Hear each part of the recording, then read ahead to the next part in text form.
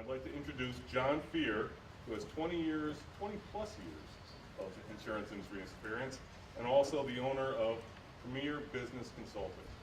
John, thank you very much for helping moderate today's forum. And I'll go through, first of all, can everybody hear me?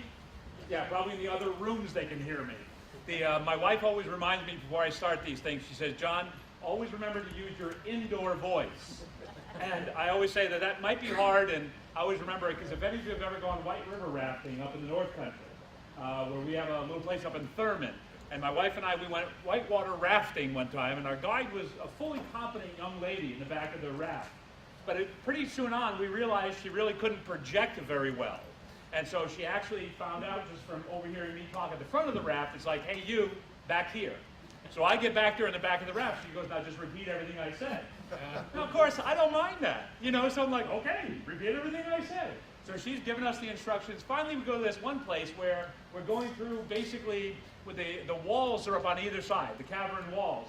And she's like, okay, John, stop. So, of course, I'm like, okay, John, stop. No, really, stop. No, really, stop. She hits me with the paddle. And I said, well, what's your problem? And she goes, it's not my problem. Look ahead. And we're the fourth in a line of 4 rafts. Every other raft is like into the wall, swirling in an eddy and everything else, because what you realize that, oh, thank you, I'm able to project so well that not only are the people in our raft following my commands, but so is everybody else. So those of you in the front, you might want to be doing this a little bit on there. I don't need a mic because actually my mind mentally goes to the side of the room, size of the room. So some of the stuff we have in there, first of all, when we started talking, and Jim had this great idea, what we want to have, we want to have bridges, and I don't even remember that. That's a long title, right? I mean, look at that. It's like building bridges to achieve profitability and policyholder satisfaction. Take a breath. So I started thinking about it, I was like, wow, bridges. There's different kind of bridges, aren't there? First of all, we have the bridges. Oh yeah, everybody remember that bridges of Madison County? Oh, that was so nice, wasn't it? Okay, then we have other bridges with, Lloyd and his sons and Jeff and all those guys. Great movies that come out of that. We can also have other bridges, is what you talking about, Willis? Right? You have Todd Bridges, one of the ones that was on there. And then, okay, let's move that one along because we all just ate.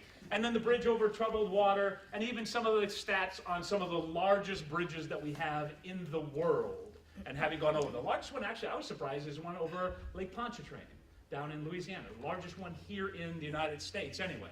But really what we're trying to do is building bridges is really about those aspects of saying, you know what, we are here, this is where we need to get to. And what are those sections of bridges that go along with it? You notice that there's no span of bridge that's just one thing across, that there has to be elements of it that are foundational, and that you put those in certain sections to go ahead and bear the load as you go. So as we look at that, we realize one of our first things on there is really about what's happening in the marketplace. It's interesting. I've even had a couple of conversations with you as we've gone along. It's fascinating how sometimes that we build products or we have sales approaches in our businesses that is almost void of, well, what's actually happening out there? What's going on in the real world? And I remember one time we had a discussion when I was back at a company that the point was it can't just happen on the sheet if it doesn't make sense on the street. And you understand how that works? Because a lot of us, when we worked in companies, a lot of these people had actually never met a real insurance agent. And yet they're pricing things, and they're doing actuarials, and they have the rest of this sort of stuff.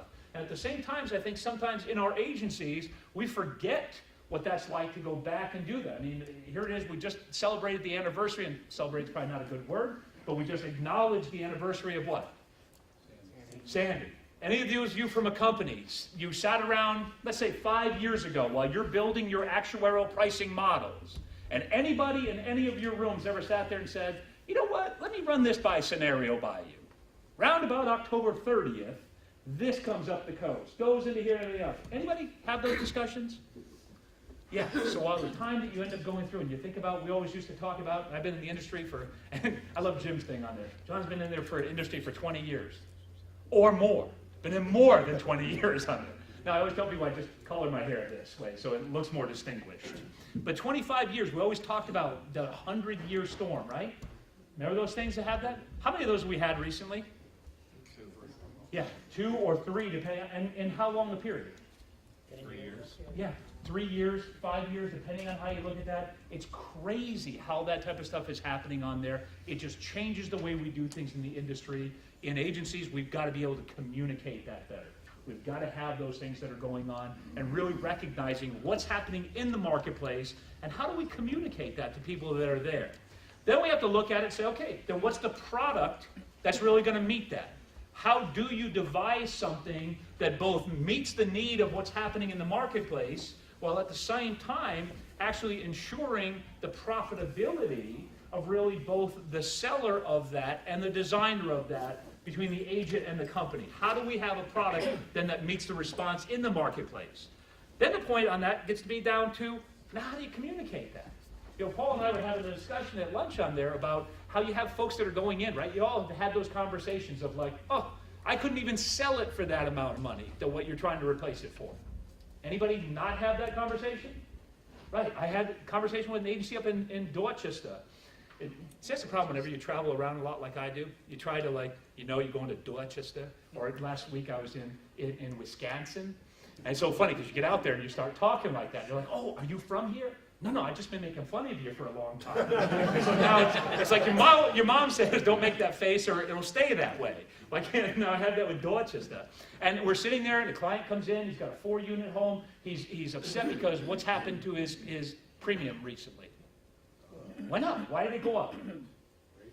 Rates, increased limits factor, here's the other sort of stuff on there. So again, I'm just sitting there observing. The producer does a great job of going through, well, let me run through a replacement cost estimator for you, blah, blah, blah. Finally gets it so she can get it back to that by finagling a couple of things. Guy's like ready to sign. I raise my hand and say, oh, introduce myself. My name's John. Here's what I'm here for. Now let me just ask you one simple question. We'll see if we need to go forward with this. And the question was, if, God forbid, while you're sitting here, your house has burned to the ground, we walk back to your place, stand in your driveway, and look at smoldering ashes, what percentage of your home would you like to have rebuilt? And guys look at me like it's the stupidest question he's ever heard, right? Because what's the only answer to that? 100%. I said, nope, 93%. He goes, no, 100%, John. No, 93%. Because that's what you're about to sign, is that you only want 93%. So think of the 7% you don't care about. And then that's the one we won't rebuild for you. But if you understand that's what's happening to pricing. And long story short on this, not only did we not reduce his coverage, guy walked out of there with an umbrella policy and increased the rates on his homeowner, on his auto ones that they actually wrote for him too. Because why? Because we communicated. We communicated what the value is. So whether or not it's companies coming to agencies or agents coming back to companies or to clients on there, we have to start having value communication with one another. Otherwise, the point is, you'll get what you asked for. You start talking about, save this much money or do these type of things and all, you're going to get exactly what you asked for. People only want to talk about price and don't care about the product or the underwriting or how any of that was decided on. So keep in mind, communication, as in any relationship, probably the most important function that you can have. And finally on there, it's kind of a short discussion if we never talk about profitability, right? Because what happens with profitability? Keeps us in business. Because as I used to tell my staff when I worked in an agent, here's how this whole circle of life comes onto there, right? You go through, you have the client buy a policy, that premium goes to the company. Company keeps out their expenses for running it and covering losses, sends us back commissions, which then does what? Oh, pays your salary. So let's take it out of the, you don't sell the policy. Walk me around that circle now. Companies really kind of don't mind because I got nothing that I have to protect, so if I didn't get the money for it, then not a bad thing. And then go around, well, the agency doesn't get it, and they didn't have to spend the effort, but who cares most about this? Oh, that's right, you. So you really should be thinking about what is profitable in the long run. How do we have those and work those as communication? I apologize right to begin with for the audio-visual folks. Didn't know that you were here. You cannot keep that in one pot. It's going to be going all over the place as we go with this. So we're going through with that. Part of the stuff we use onto, and again, I was back at, because we weren't going to mention companies, right? I was at this company that had like a red parasol, okay, for their ones that were on there. One of the first ones to come in too, right? Because remember over at Citibank came in, had this guy by the name of Bob Lipp. Bob Lipp believed in what? Insurance scoring. You realize that's where a lot of it all started as far as them putting it into it, using predictive analytics as far as what was going to go on with that. 82% of companies today use predictive modeling to go through and create prices. That surprise anybody? Yeah, it always surprised me that there's 18% that don't, to be honest with you. And you go through and you try to figure out where can you actually do it. When I used to develop things when I was back at that company, I would say, oh yeah, when I worked out with agencies, it was just sort of, yeah, I just used our, I don't know, $5 billion worth of written premium that we had in personal lines at the time to go ahead and come to these conclusions. Well, it's not even that anymore, is it? Because you have all the stuff that you can use with Excel or TransUnion or any of the rest of these huge data collectors that can give you an information on what you're doing on there. Then you look at it, and they also say the other part is 72% of them consider competitors' prices. Interesting things that are going on in the marketplace. How are they arriving at that price? And we'll talk later on about pulling those things together and using that as communication. But why do they use it? 85% of them actually use it to drive profitability. Surprise anyone? No, because that is what the point should be. How do we go ahead, minimize the risk to maximize what we have as far as profitability on there? And again, next thing is reducing risk. And that's where if you can predictively analyze what is going to happen, you can minimize what you have with your risks. Obviously, those factors, it's almost a given. 52% of it will use to grow revenue and then improve overall operational efficiencies. How do you improve operational efficiencies? By looking at this predictive modeling, even in your agencies. What's a way that you can improve overall operational efficiency?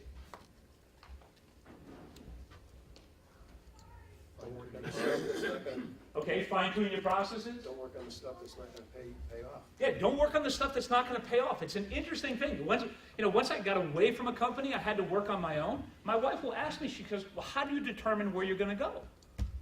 And I said, well, it's a long-term or short-term opportunity. And it's real simple on that. Am I going to make money for this time, or is there a long-term thing that you can have in there? You'll decide where you're going to spend your time. Same thing that you look at into here. Every client that someone in your agency quotes, and they don't write, what was that? It was a loss. It was what? Expense. It was an expense. Right, exactly. I had an old mentor that told me, and have you ever met the guy by the name of Skip Daigle? Yeah, you must have, right? My old mentor, God rest his soul, on there. Skip taught me when I first came into his organization, he said, John, whenever you go out to work with agents, he says, always remember the 2 W's. For those of you who have ever heard that before, what was one of the W's? So when you talk to agency owners, they care about 2 things. Reducing expenses or increasing revenues. So talk to their what? Talk to their wallet. Agency owners, that's the 2 things you have. Whenever you sit down and you talk to a CSR, what's the one thing they never have enough of? Time. So talk to their watch. Watches and wallets, watches and wallets. When you think about what we're trying to do in here to build those bridges, think of those 2 things. How does this, from an operational efficiency, either save me time or make me money?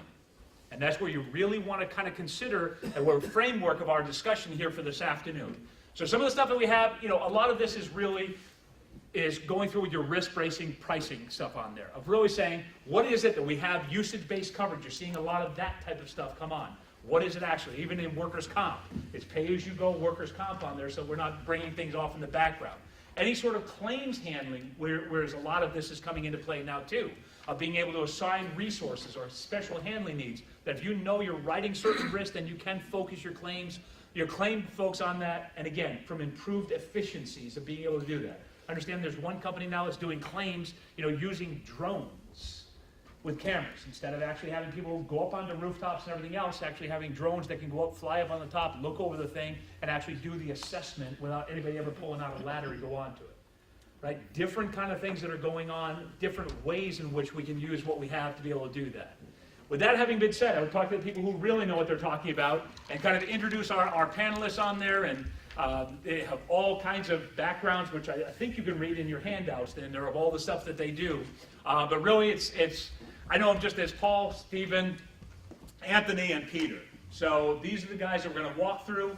Really what we're going to try to do, and I want you to kind of take some notes at your table of different things as far as when they're going to go through and I'm going to ask them about their perspectives on some of the different components. Remember that we had going across with the bridge there?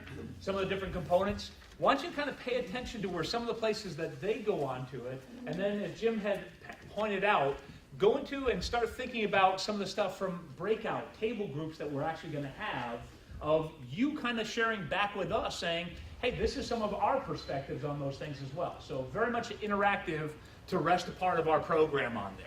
And so again, I guess one of the first things I'll ask, and from the ones that we have in there, from all of your perspectives, and anybody can jump in at any point on there, is in the marketplace. What are some of the, guess on there, what's some of the biggest changes that you're seeing in the marketplace relative to insurance needs? Relative to insurance needs, I can see that there's a lot of things relative to insurance needs, especially in New York, when it comes to talking about one specific coverage, which is flood, that I think people don't really understand how the coverage affects them, and who needs it and who doesn't, and why. So I think getting that point across to insureds is very important. Okay. I mean, we just celebrated a superstorm anniversary. Right. And at our committee meetings, you can't hear? At our committee meetings earlier, we discussed, you know, how we can best serve our client base, which is our PIA members, which in essence serves our clients, which is our insureds. And we did discuss on how we can approach flood and how we can better educate our clients to educate their clients on the needs. Okay. And I think that is kind of a glaring issue that popped up as a result of the Superstorm Sandy.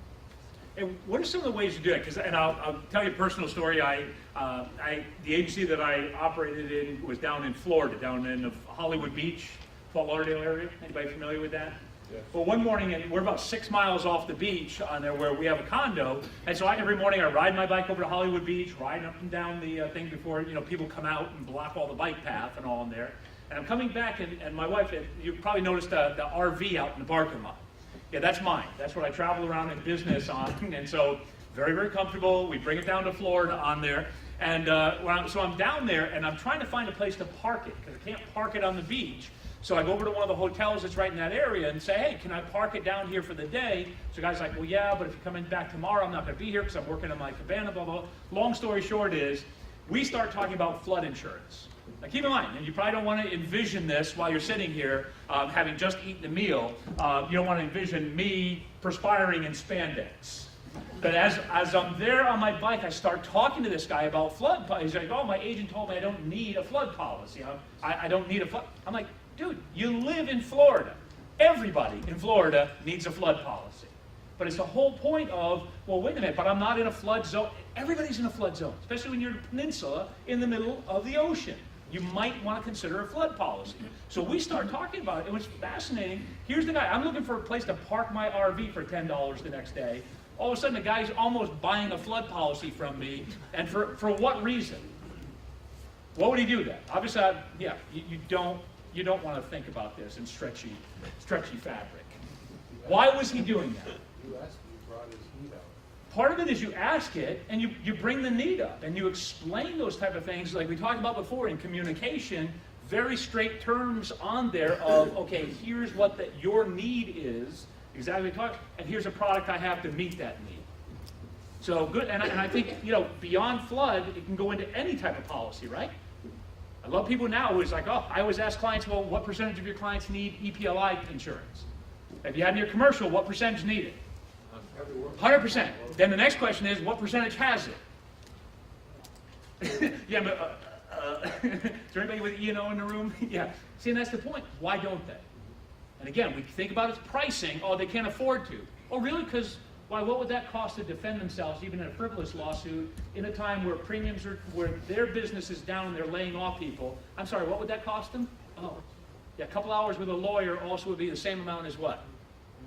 Yeah, the annual premium. I tell them they can't afford not to have it. And I agree with you. That's exactly what it is. But who in the conversation between the two of you doesn't realize that? They don't.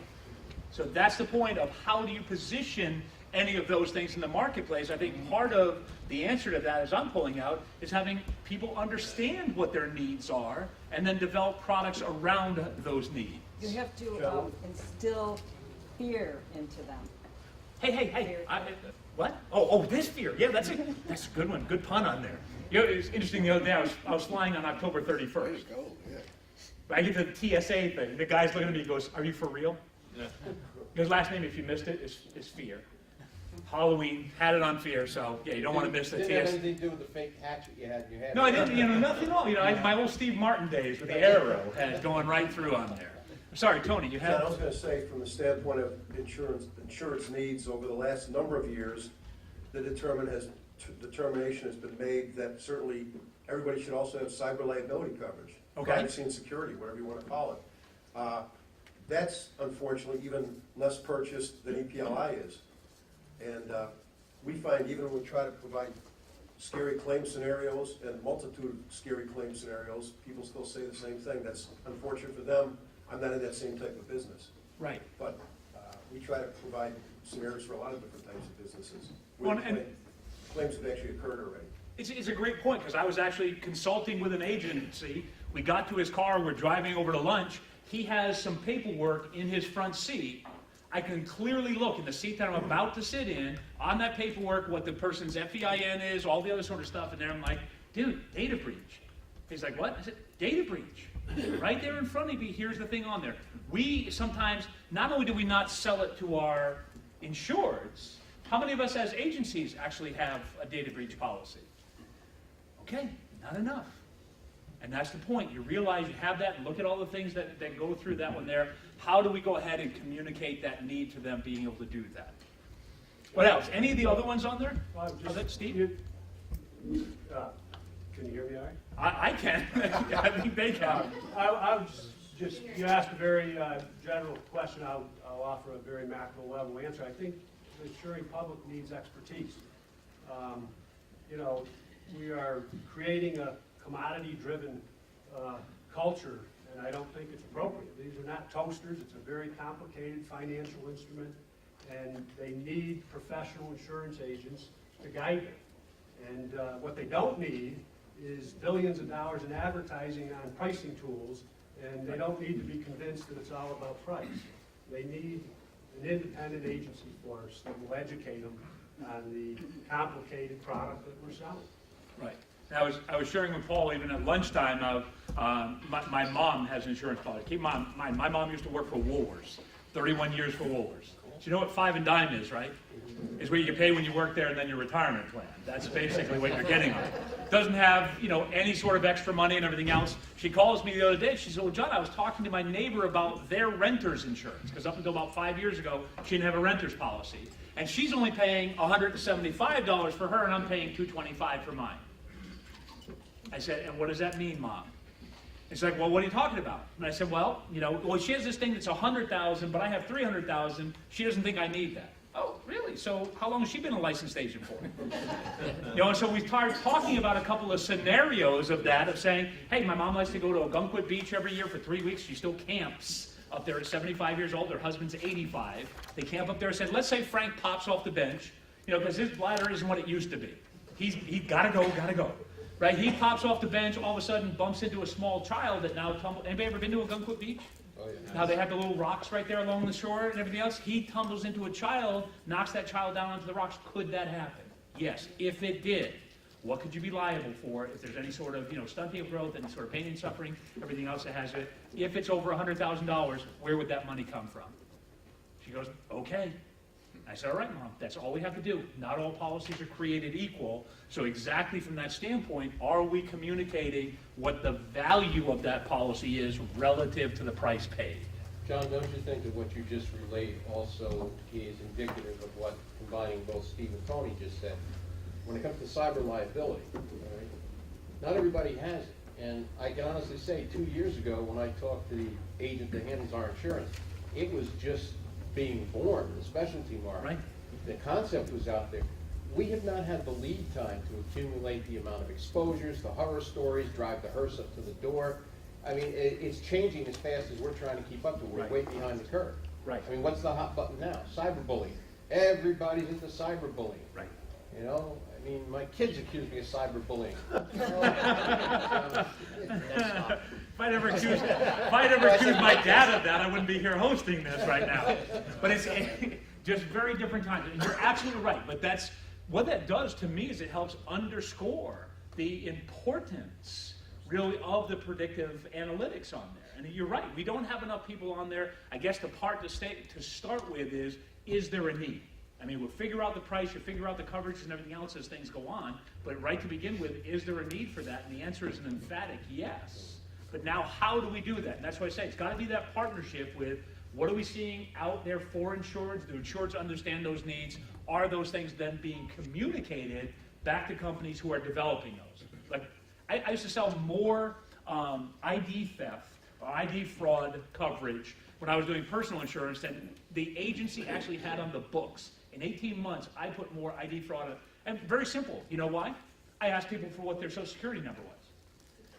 And any of your folks actually cringe at that?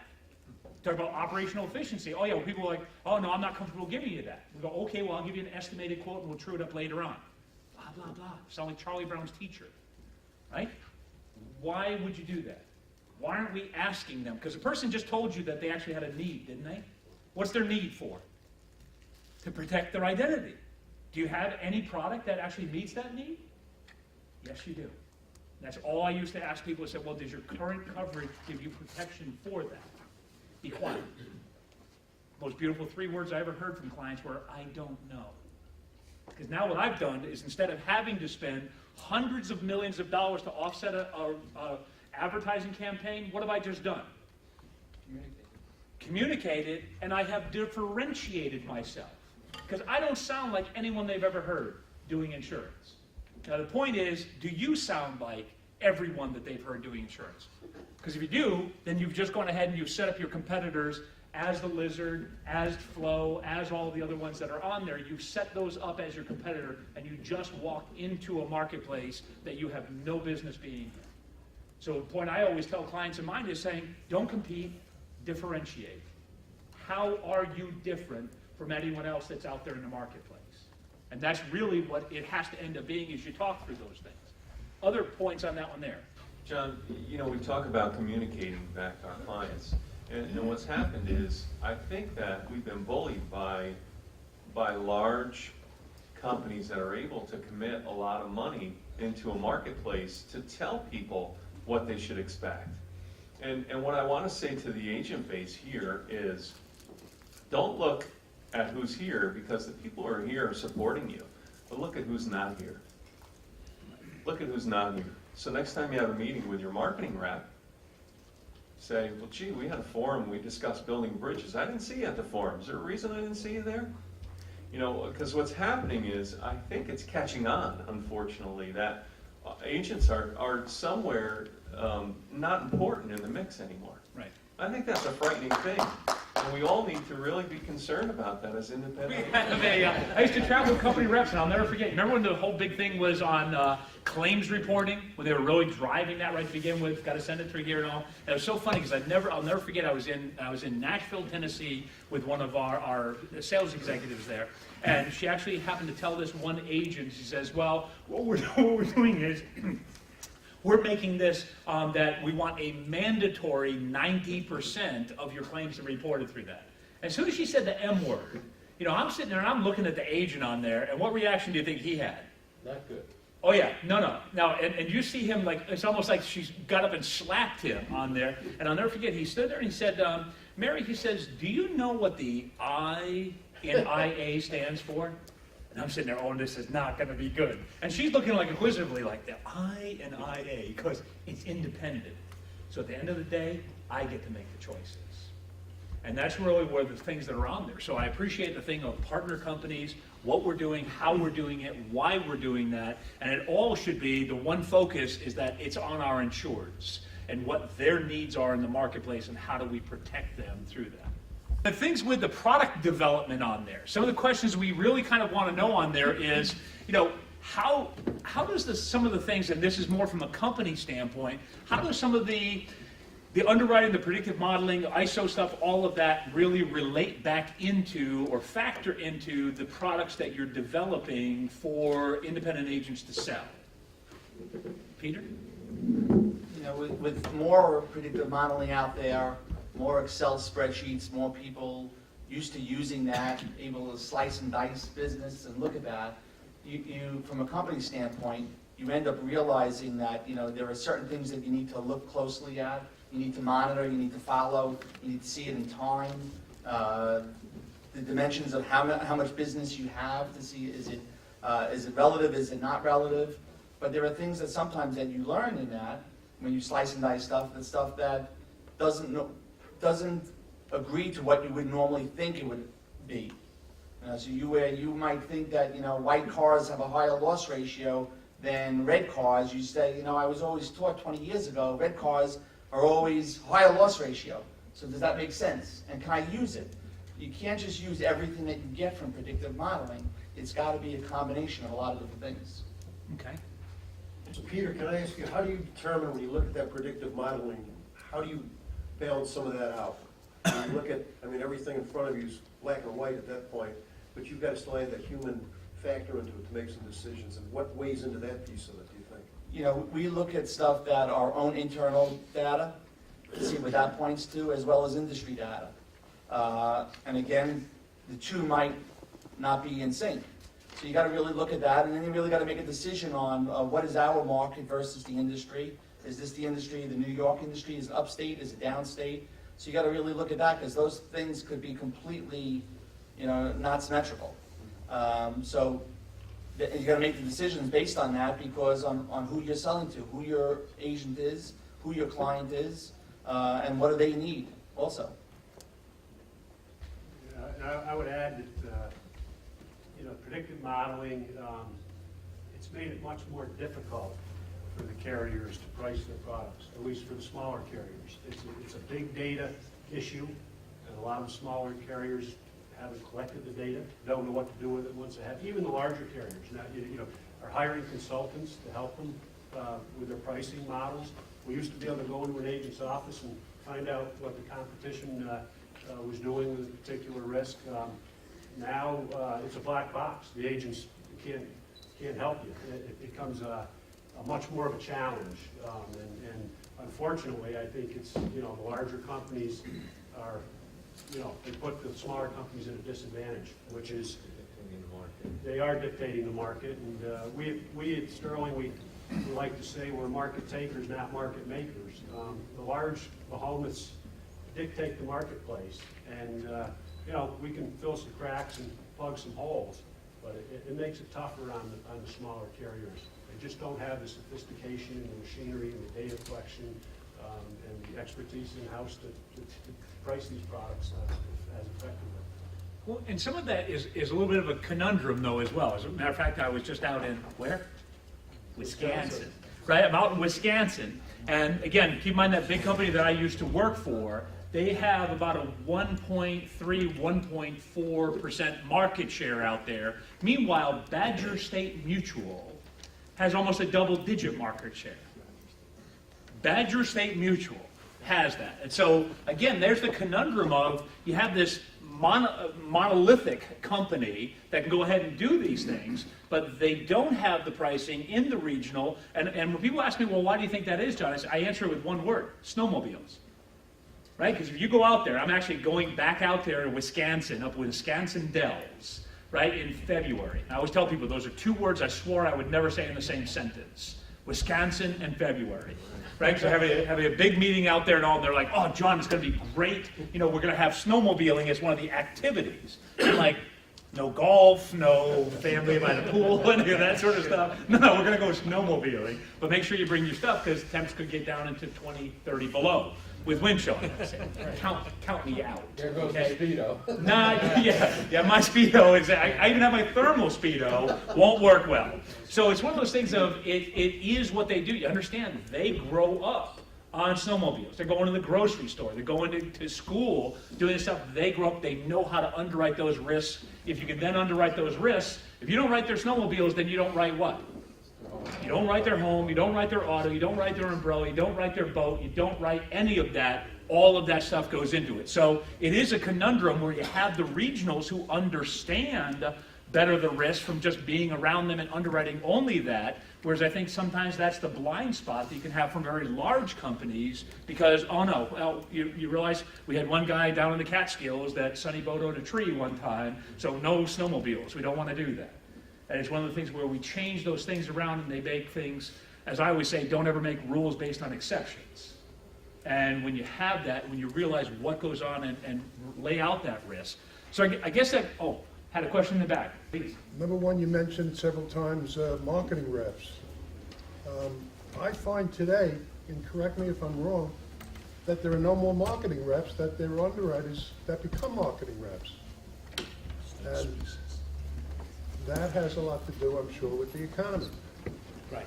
I also find today, the more complicated things get, as far as coverages, et cetera, the less the agents know.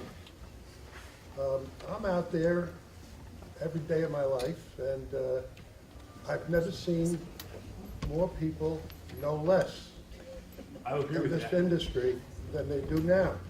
And one other thing that I wanted to mention, we have a house upstate New York, way up on a mountain. Yeah, but you never come to visit me, Harvey. Who said that? All right, buddy. Hey, how are you?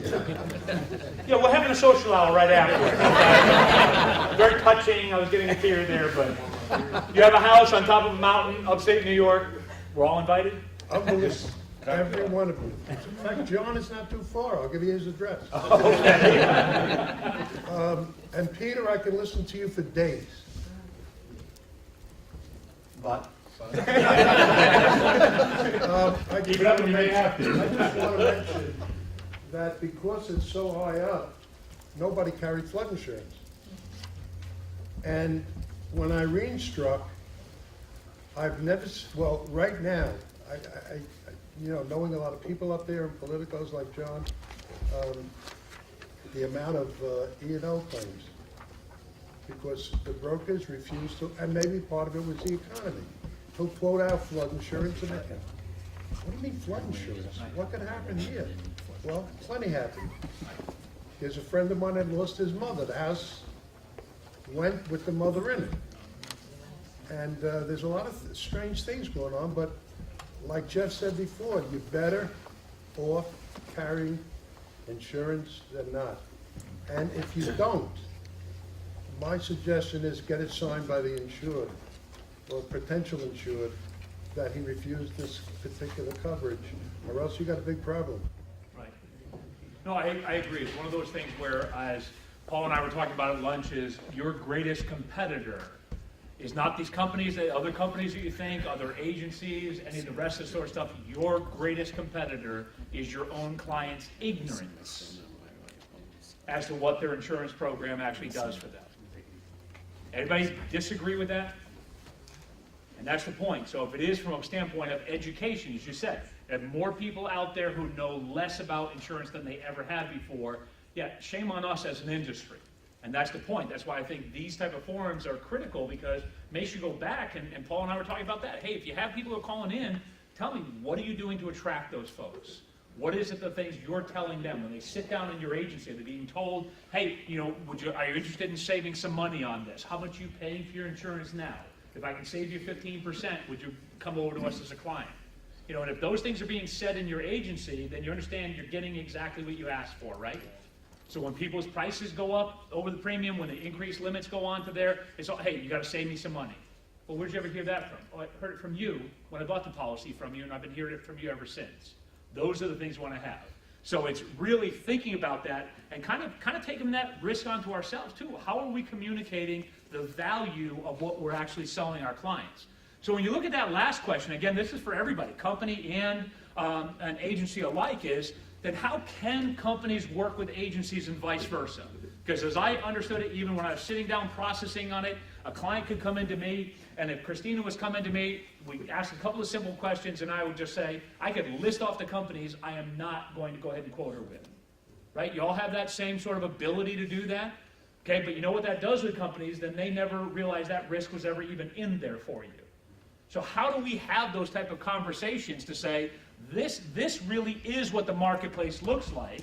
You just never knew that because I've already got an idea of what you do and don't want as business. How do we bridge that gap? And I'll go to panelists first. If I can just build on something Steve said earlier, that years ago, I was a marketing rep for a company for a lot of years, and a lot of our companies would say, go out and ask the agents, you know, what are they loving to write? What are they having a tough time writing? What do the price structures look like? But as things get more and more sophisticated and rating bands get to be finer and finer, and people, they might have a rating band that only 5% of the people fit in, but they still drop them into that. It's very difficult for, I think in some regards, for large companies to understand that. The regional companies, as you mentioned, already have a good understanding of what's going on in their backyard and the types of insurance they're providing. So there's been times where in our shop, if a company comes in, maybe a bigger company, and they said, now we're going to get into this type of coverage, we kind of weigh it and say, well, they were in that coverage 10 years ago, then they ran after being in for 2 years and losing money. That's why I think the regional carriers have a bigger advantage and a better advantage. But to go back to your question, I think sometimes the larger companies might just be shooting in the dark, just relying on the predictive modeling and analytics and saying, let's try to find something, plug a hole here and see if it works. Right or wrong, I don't know that that's the right answer. Things have changed also with comparative rating, especially on the personal line side. So when people go into a broker's office and they get, 5 quotes, they're looking for the cheapest quote. They don't care that this one's got a better windstorm deductible, this one's got a better, a higher value, this one has other endorsements that they write, that this one includes equipment breakdown and identity theft. People today care about price, because that's what they hear about on the radio. And the market is tough right now, the whole economy is difficult right now. So we're all fighting and we're taking away some coverages and, as brokers and as companies sometimes, just to do that, just to compete with price. And that's a difficult thing, because when the storm hits or something and the loss happens, then they come back and say, well, why'd you tell me not to take this? Right. So that's a tough thing. Why did you tell me for $20 more I could have that? Right. Right. Well, and that's why I relate that back to, talk about comparative raters. And it's fascinating to me sometimes to hear company folks say, oh, don't use comparative raters. Well, remember the 2 W's? When I sit down with it, what does a comparative rater go ahead and reach? Watch. CSR's watch on there. And a lot of it is, and again, it's one of those things of not necessarily pulling away from it, and I'm not even sure if they do business anymore, with GMAC. We had that down in Florida. And it was 2 separate conversations. I had one company that came in and said, oh, John, you need to quote us more. It's like, we quote you every time. We put you in the comparative rater and you run with, oh, yeah, but that's not predictive. And I said, well, what is that? Whereas then the GMAC folks came in at the time, they were giving discounts up to almost 40% if it was a GM vehicle, they had a DITEC home loan, and you were either a current or former GM employee. And so, hey, all right, at 40% discount, I can ask a couple of questions outside of the comparative rater if it's really going to focus on that one there. But it's really some of the stuff of how do we balance with that? Because I don't think it's ever going to be one of those things that goes away. And I don't ever expect the companies to look at it and say, boy, all of your things have to go in here that created your company. But how do we find common ground in that? Because I think that's one of the way with agencies to do that. It's tough because you can't run all the reports up front. It's too expensive. So if you're in every, if your hit ratio is 10%, 90% of the risks that you're quoting, you're running these reports on. It's going to cost you $2, $4, $8 on these reports. It's too expensive. Right. Whether it be for the company side or the agency side, but someone's going to eventually pay for it. So you have to really look at that and just come up with the industry standard, questions. And you hope that also, the other thing is that the insured's telling the truth.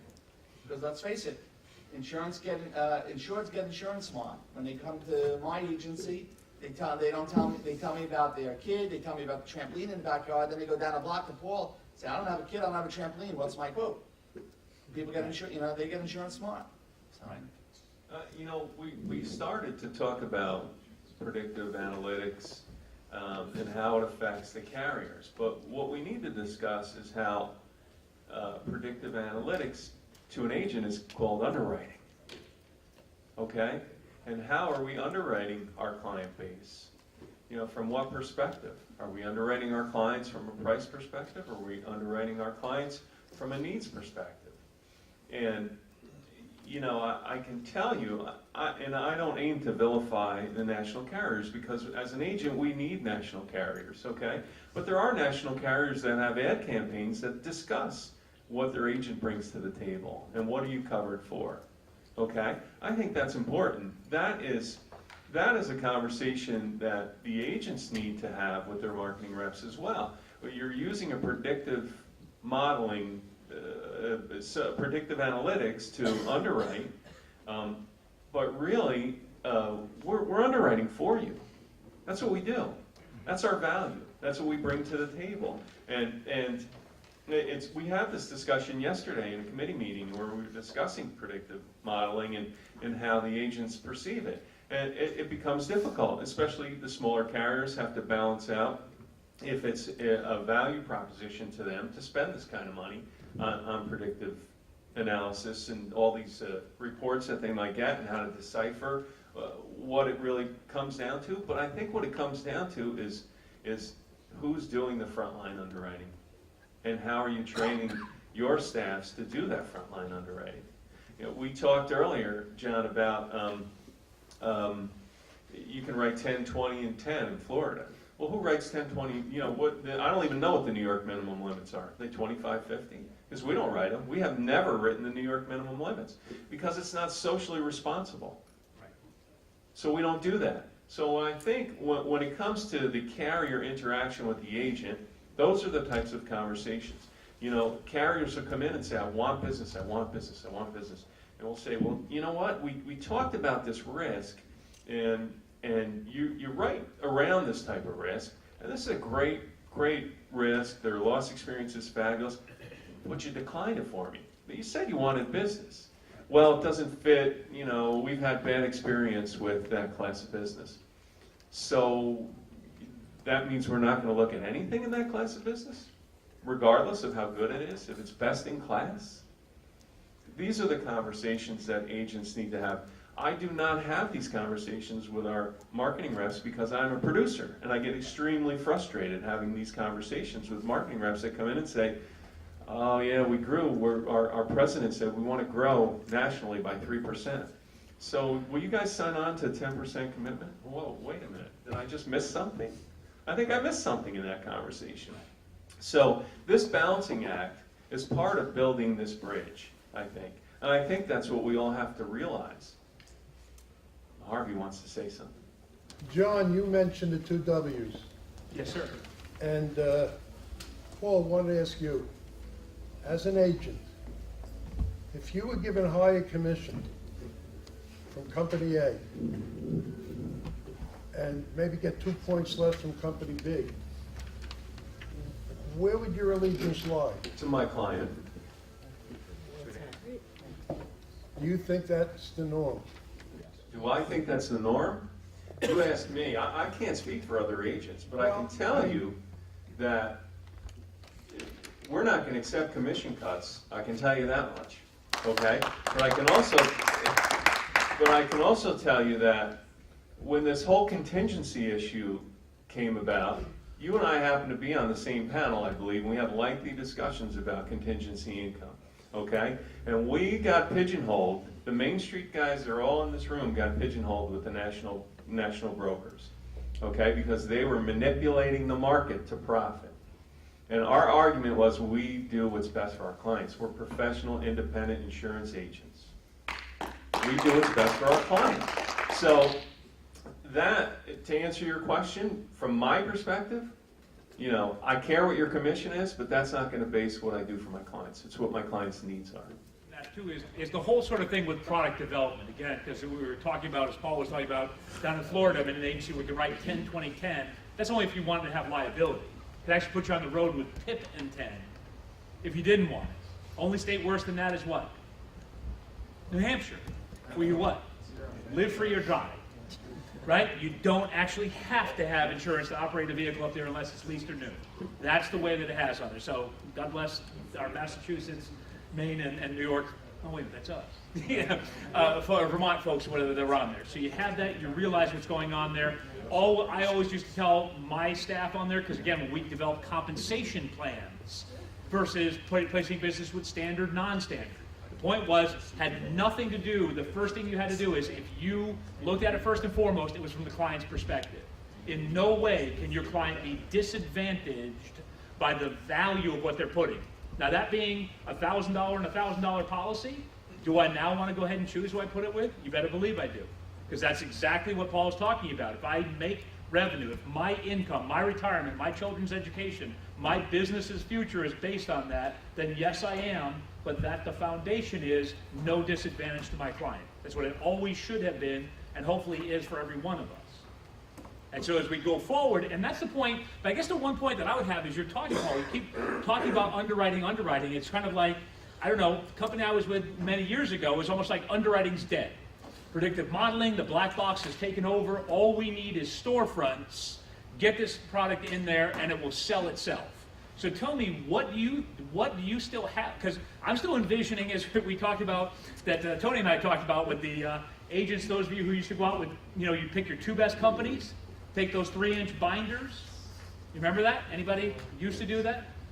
Go out to the client in the evening, quote up your 2 best companies that's on there. Give a quote at their Formica table while Mr. Coffee was brewing in the background.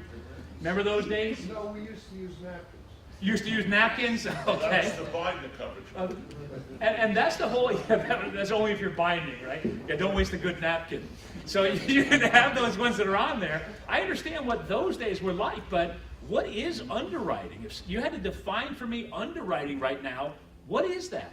John, our company's been in existence for 99 years. And if we felt at any given time that we didn't need frontline underwriting, we would be direct. And we'd open up an insured portal and let them just go direct, and we don't need it. Right. We feel very differently. We feel there is a tremendous value in dealing with a independent broker or agent. That to us is, you are our partners. And it's always been like that. The only way we can do business is get it from you.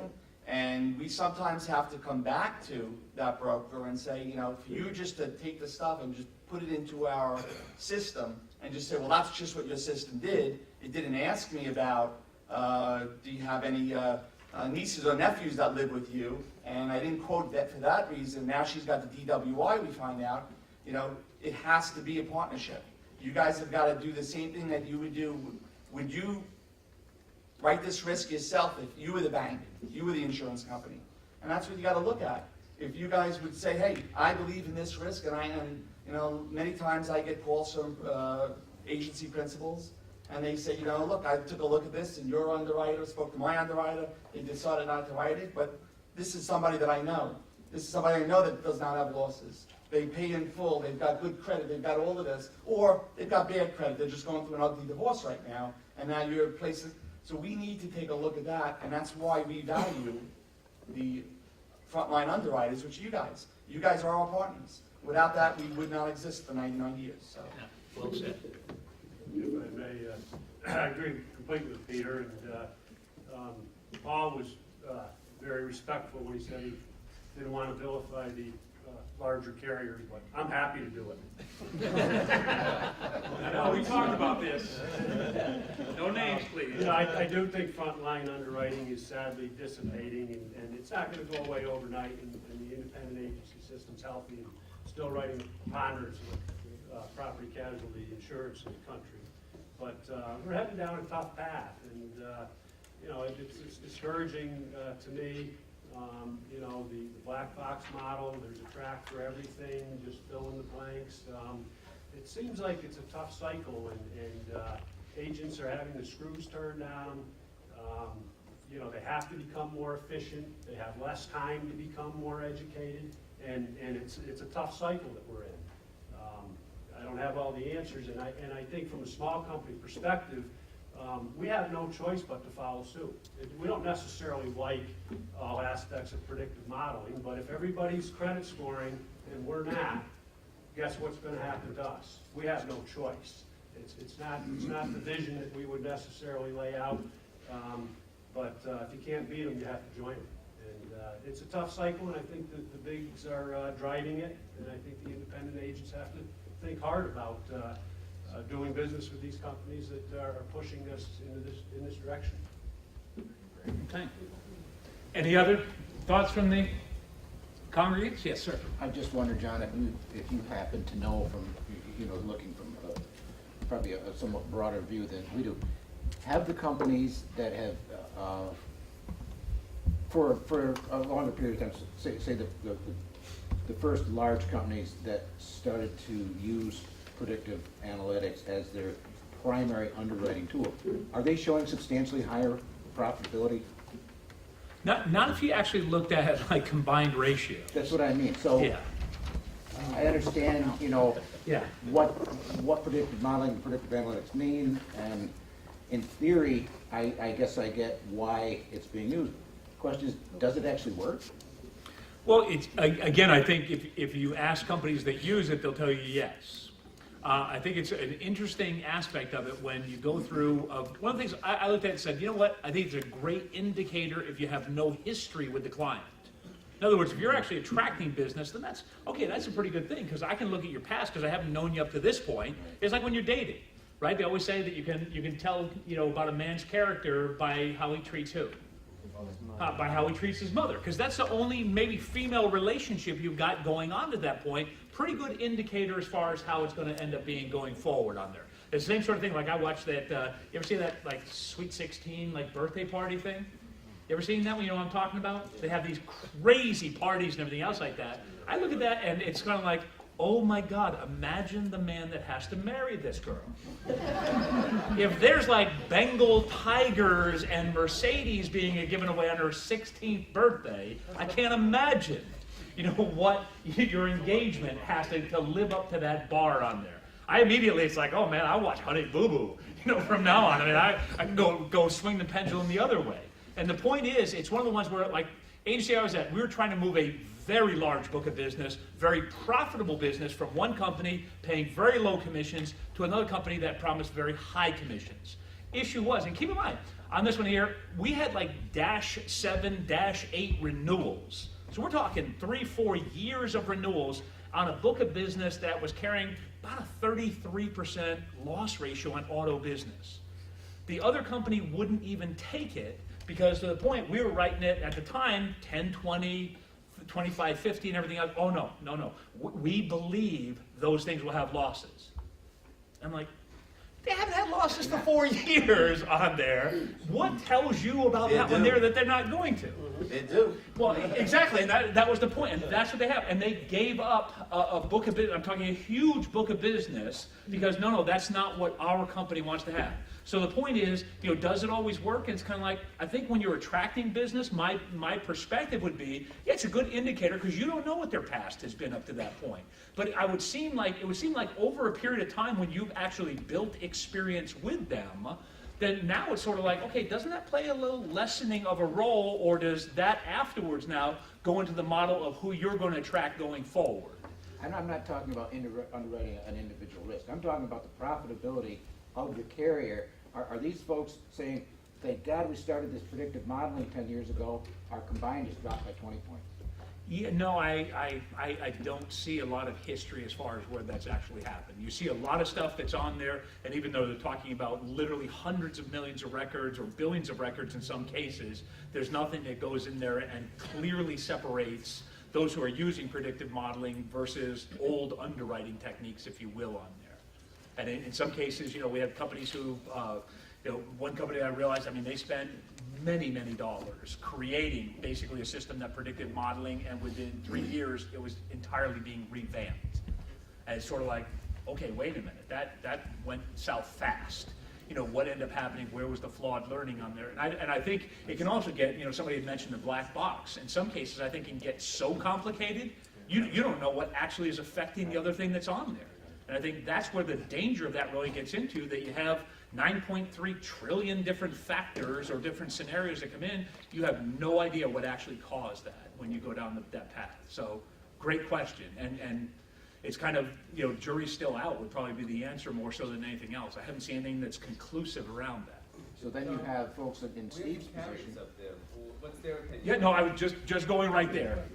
Good call, Alan. I suspect it's largely a numbers game. It's not necessarily, I mean, I do think there's clear evidence that predictive modeling is useful.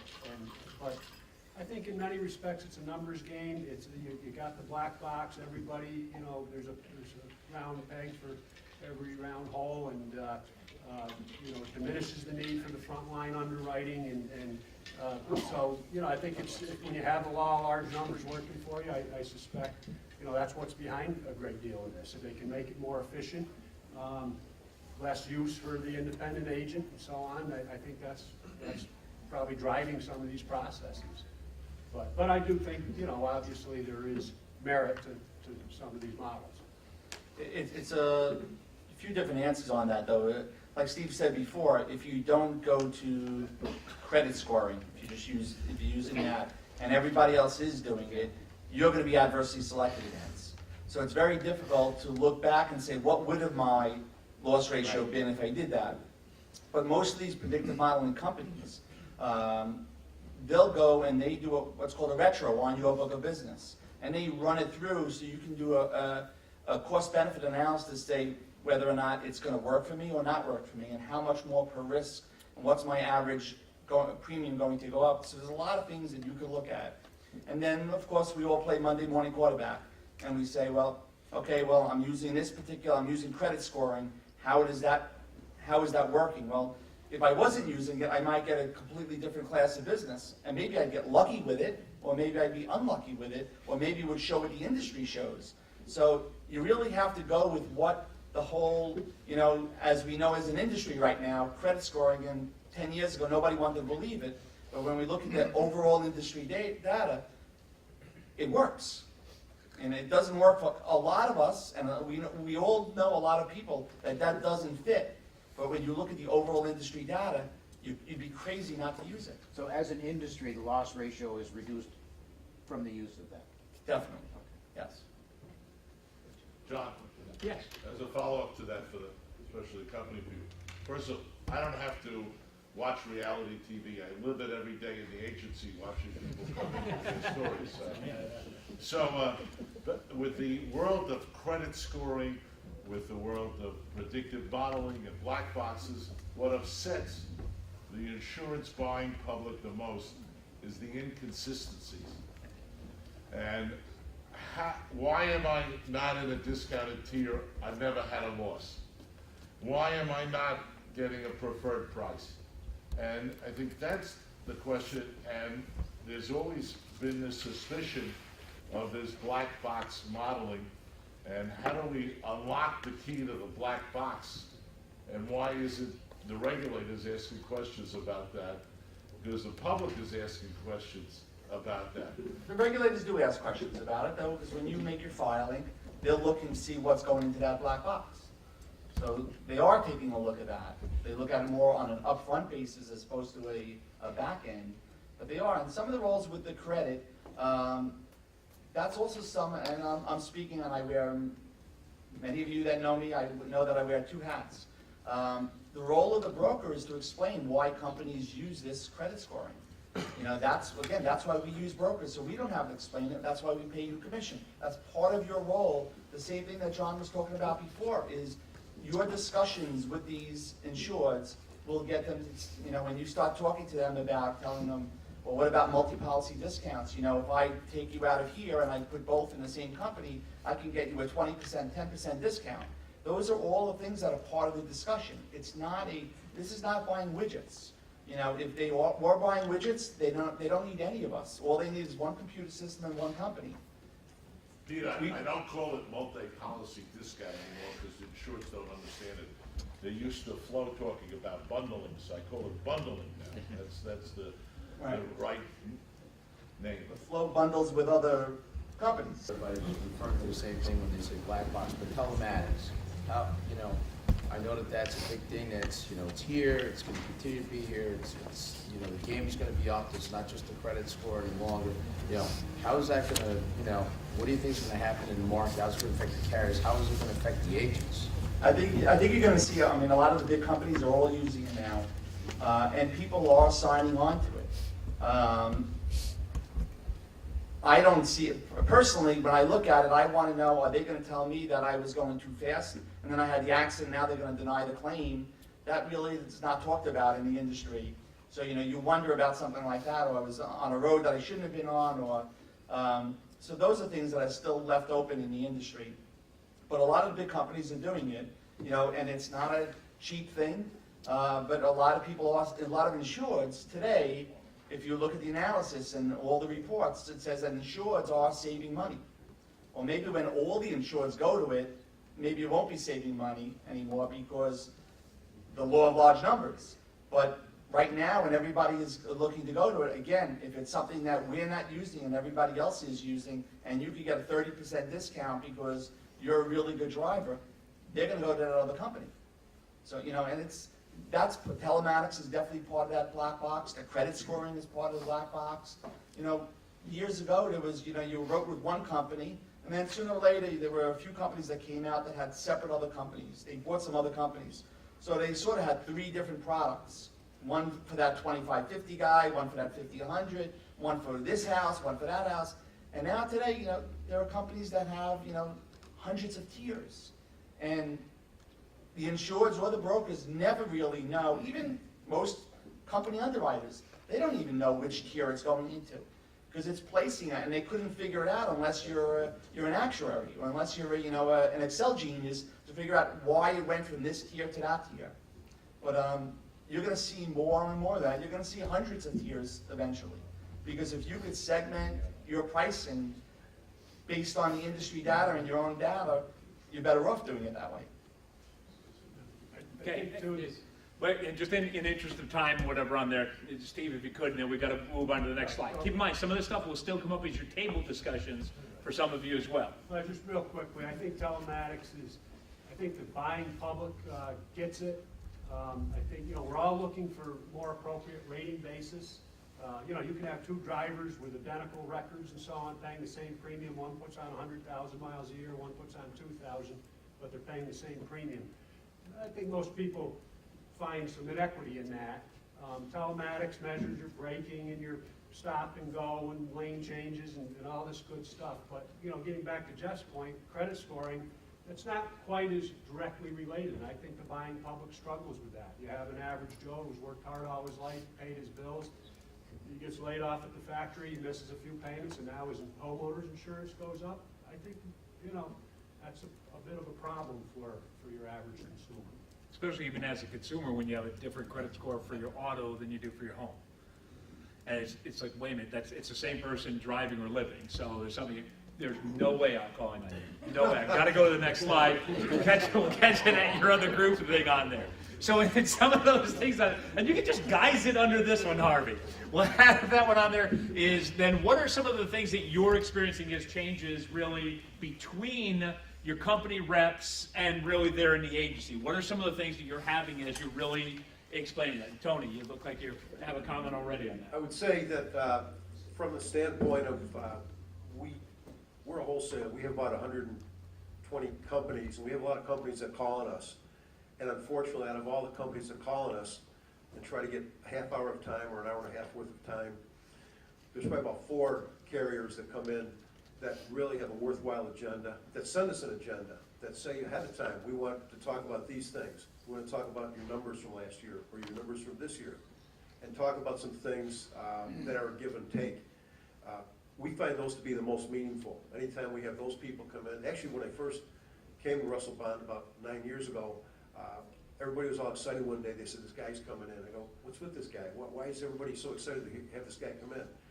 And I was a marketing guy for a long time with a large company. I was an underwriter with another company, but so I attended the meeting with this guy, and he was so good. He sent an agenda, I came in and laid out some numbers, but right after that, tried to ask about what we're doing, what are our hot points, what's our focus for the year, how are we going to go about doing that? Do we hire new people to try to do that type of thing? And we find those to be the most effective sales calls. And again, out of, unfortunately, a lot of companies we probably have 3. I said 4. It's probably 3 carriers that hold a marketing meeting like that. And frankly, we're always willing to see them. We're happy to see them because we know that they're listening to what we have to say, and don't come in and just start talking. And just one last point on that, we had somebody come in about a week ago and started to do a visual, on the screen and show their rating system and everything. And they asked us about some coverage, and we said, no, we really don't do that. And she said, well, let me just share how easy it is to do. And spent 5 minutes on going through the screens that 20, I don't know if there was 20, maybe 15 people in the room had to sit through on a coverage we don't do. So I guess the point that we try to do as a wholesaler, we have a marketing staff. I'm in charge of the marketing staff. And as John mentioned earlier, our total point is trying to differentiate ourselves and say, what's going to get that person's attention? And that's how we respond when somebody comes in to talk to us. But to this day, that's unfortunately the tiny minority of companies that come in to talk with us. Tony, and that's your office, but from the company standpoint, you've got to market, you've got to decide who my client is that day. And for your office, yes, you've got a sophisticated office, I need to come in with interesting stuff that you're going to do. But for the next person's office, it might be donuts for the CSR, and they're happy, that's all they want, and they're going to keep producing and writing and making a lot of money. So really from the company, you got to really determine, there are sometimes I go on a marketing visit and I sit there after 5 minutes and I want to pull whatever hair is left in my top of my head. Because the guy doesn't want me there. He doesn't care about any marketing person, and then there's the person that likes the donuts, and there's the person that likes that sophisticated speech and slides and PowerPoint presentation. So you got to really determine who is your, what type of customer you're dealing with today. Well, and that's one of the things I just remember working for a large national company. It's, I used to have, and last year I was there, and if you knew Skip and what we did in agency development, the last year I was there, I traveled 182 business days.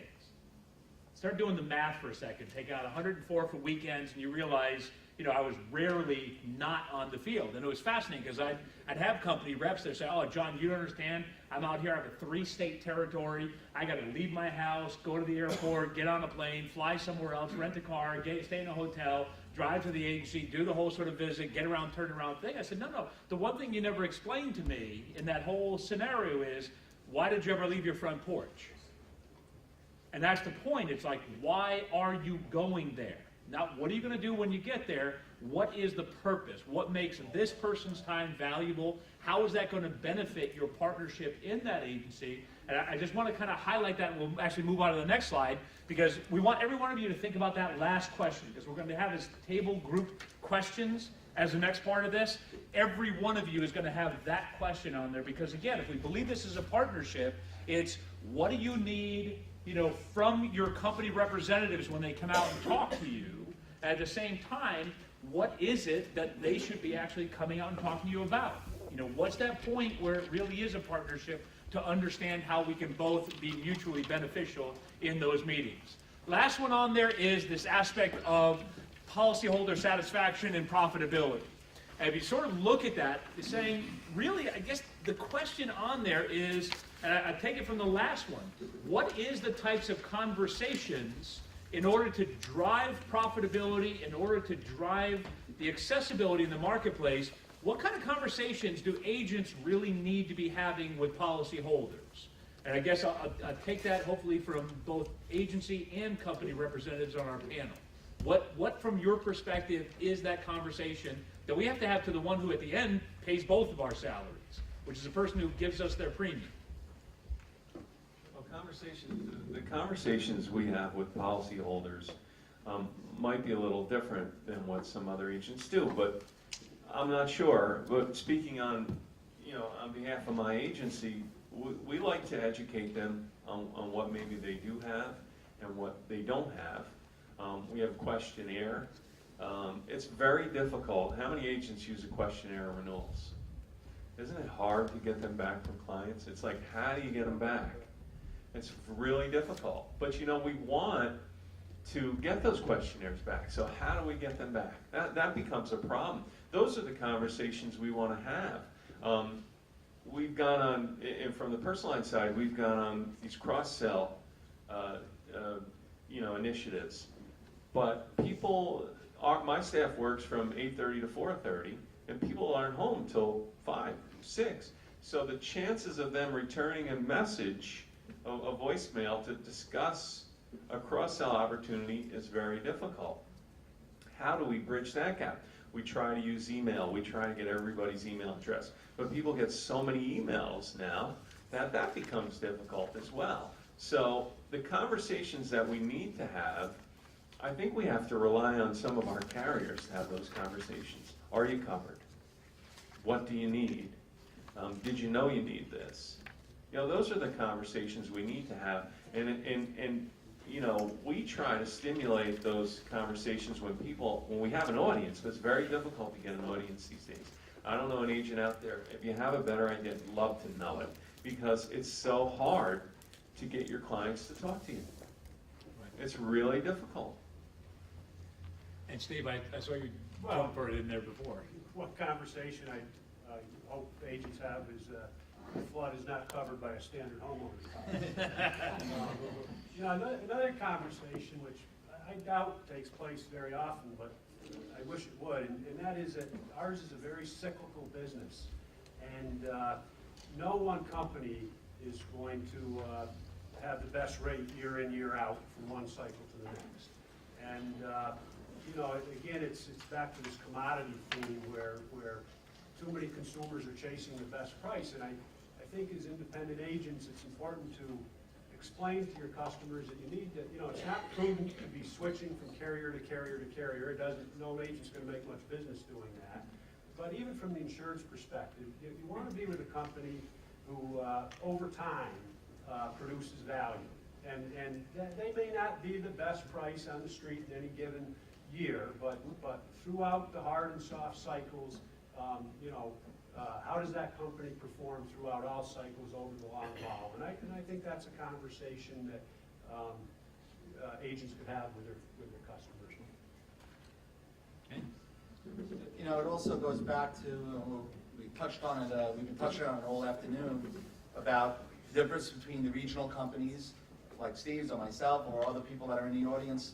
The difference is that, you know, if you have an issue as a broker, and this should be explained to the insurer, when you have an issue with one of those big companies, go try to call Ohio, call Massachusetts, call one of these other states and try to get somebody. Where as opposed to, you guys can call the vice president of the company, the president of the company, when you're dealing with a regional company. And that's a big difference. It was a difference I know as a producer and writing business, when I know I have a difference of opinion with an underwriter, and that's okay, and I respect their opinion, they're following guidelines. But when I want to bring it one step further, with the regional companies, you have that availability. And that's an important thing. I mean, you look at to see the longevity of the companies the regional companies that have been around, you know, they've all been around 75, 100 years. So they're doing some things right. So, and I think that's why, you know, a lot of, you know, agents, brokers complaining about these big companies, but you do have options. There are other small companies out there. What are the conversations agents need to have with policyholders? Ties right back to the very first question of the day. What are some of the biggest changes in the marketplaces related to insured's needs? And all of our conversation here is face-to-face conversation. And where's the consumer going, and what's the type of conversation that they want to have? It's electronically, so they can do it on their time, where they want, when they want. So I guess how do we build the bridge that communicates to them differently and effectively to help make the sale, and then the conversation, then it's the underwriting piece of it. But it just seems the first question and the last question kind of tie in together, and it's less face to face and it's more electronic. So the first question last time tie in together, kind of. I see that they do. What are some of the biggest changes in the marketplace related to insured's needs? Right. And the next generation of buyers, they're growing up with nothing but technology. So that's the buyer of tomorrow. Right. And I see a strong connection there between the two that we really haven't talked about. That's genius how we put those together that way, right? And it actually is. It's a method that goes on there. And actually, before I came here, I was on a teleconference where we were talking about that. Because, those of you who have been in the industry as long as I have, we've always been told, right, that the secret to retention of your clients and being their agent of choice is to do what? To reach out, connect with them. And I've heard anywhere from, 8 to 12 to, somebody was saying the other day, 24 to 60 times a year. I think that's like a stalker. right? The last part on there. You're hitting them that many times. But think of what's happened in technology that allows us to do that. Touch points. Right, with the different touch points that you Touch have. points, right. And, you know, in the beginning of this, I wasn't trying to be rude. On my cell phone, I took a picture of everybody and I put it on our Facebook page.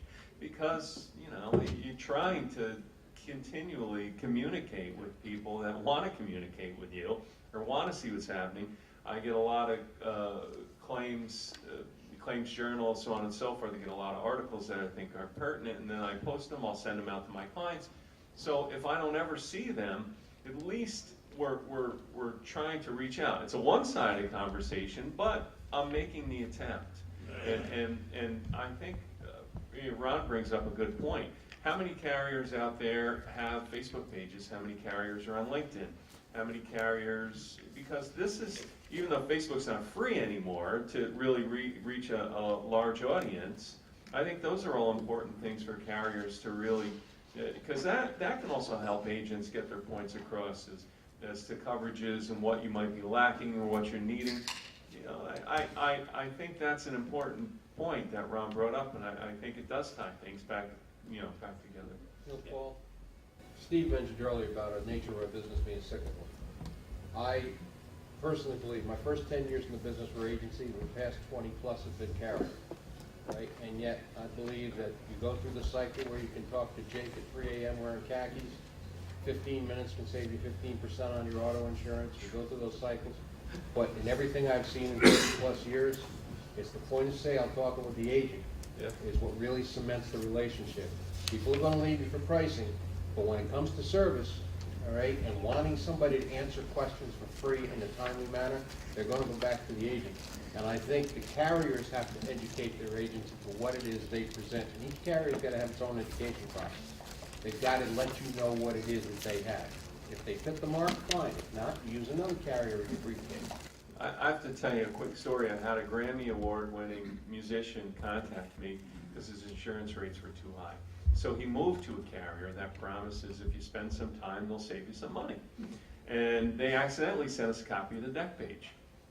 We got a copy of the deck page and we looked at it and we contacted him and said, you know what? Guess what?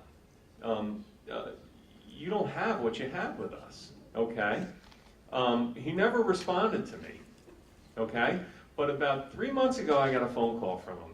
And this was about 4 years ago. This happened 3 years ago. So I called him up and I said, what's going on? I thought he wanted to talk about his car insurance. He goes, would you talk to my niece because she wants to buy a car and I want to tell her how expensive it is to insure. And I went, oh my God, I was like,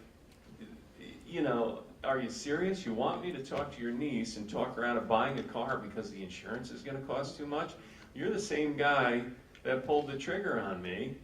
And when I sent you the communication that, guess what, you didn't get what you had, you didn't care. Now, that communication I could have probably lived without.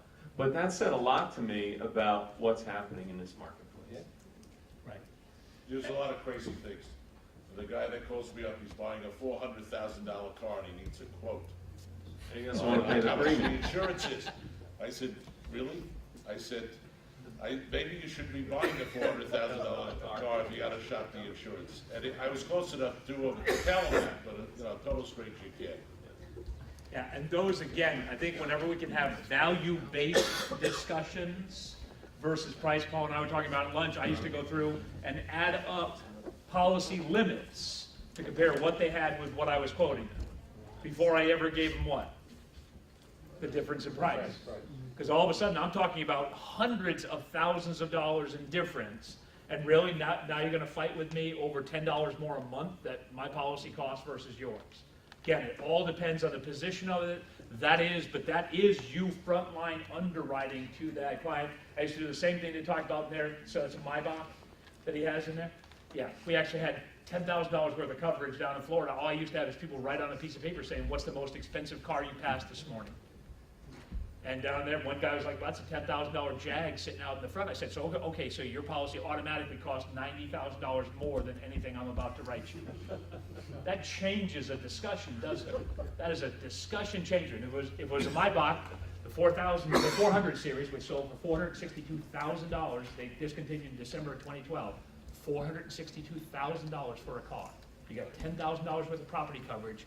Good for you. Glad I was able to save you 15%.